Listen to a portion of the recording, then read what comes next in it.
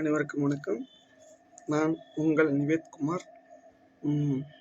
நம் சமூகத்திற்காக நலம் செய்ய விரும்புகிறேன் என்று இந்த நேரத்தில் சொல்லிக் கொள்கிறேன். நாம் உண்மையாலும் நம் சமூகத்திற்காக என்ன செய்ய போகிறோம் என்று யோசிப்பதை விட நாம் என்ன செய்திருக்கோம் என்று யோசியுங்கள். அதான் உண்மை.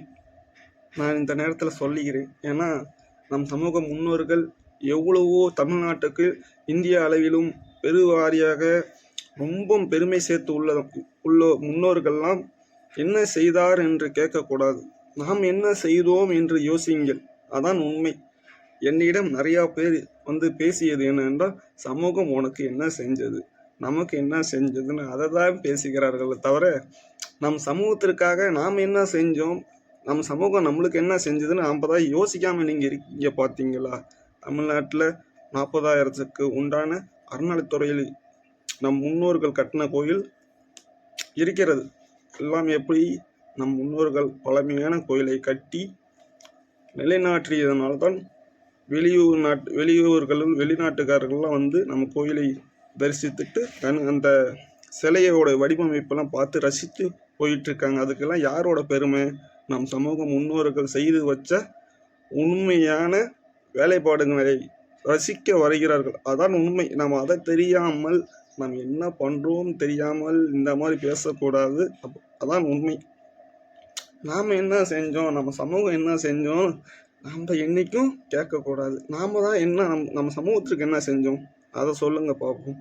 ஒன்றும் இருக்காது. ஏன்னா நாம்ளும் நம் சமூகத்திற்கு உண்டான அந்த இதெல்லாம் நாம் தான் கடைபிடிக்க வேண்டும்.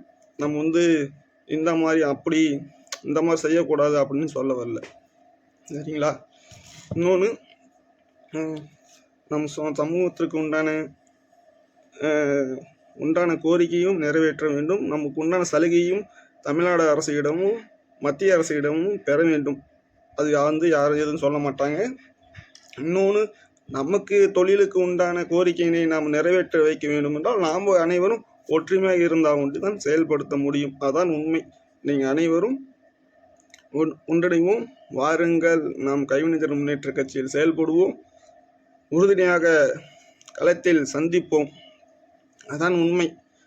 நாம் என்னன்னா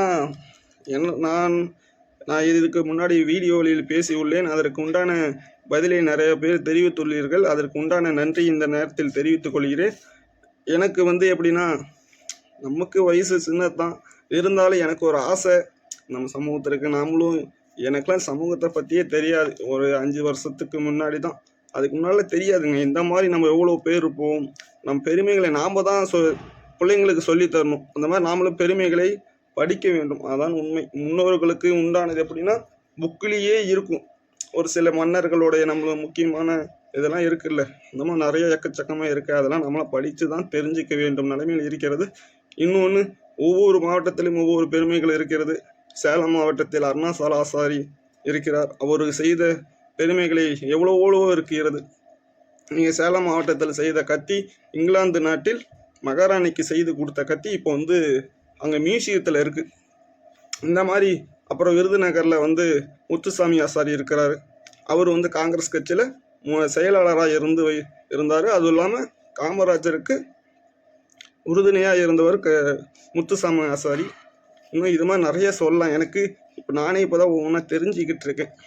ஓகேங்களா? இந்த மாதிரி எவ்வளவோ இருக்குது. நம்ம பிள்ளைங்களுக்கு நாம் தான் சொல்லி தரணும். அதே மாதிரி படிப்பு விஷயத்தில் இந்த மாதிரி படிங்க அப்படின்னு சொல்லணும். அதான் உண்மை. இந்த மாதிரி இருக்குது.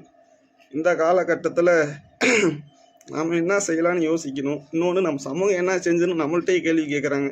நம்ம சமூகம்லாம் நல்லது தான். நம்ம சமூகத்துக்கு உண்டான பெருமைகளை நாம் தான் நிறுத்தணும். அதுக்கு இப்படி ஊற்ற முடியாது.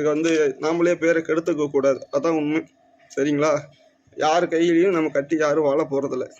அது உண்மை தானே? நீங்களே சொல்லுங்கள். பதிவினை கீழே பதிவிடுங்கள். இந்த வீடியோவை KMK டிவியில் யூடியூப் சேனலில் பதிவிடுவோம். இந்த வீடியோவை அனைவரும் பகிர வேண்டும். நம் முன்னோர்கள் செய்து வச்ச பெருமைகளை நாம தான் காப்பாற்ற வேண்டும். அதான் உண்மை. அதற்கு உண்டான காலத்திட்டங்கள்லாம் ஒன்றும் வைக்க முடியாமல் இருக்கிறோம். அதற்கு நாம் என்ன பண்ணணும்? நாம் ஒற்றுமையாக இருந்தால் தான் செய்ய முடியும். இன்னொன்று, தமிழ்நாடு அரசிடம் கோயில் வாரியாக அந்த சிறப்பு பணியாளர் பணியை நம்மளை நியமிக்க வேண்டும்.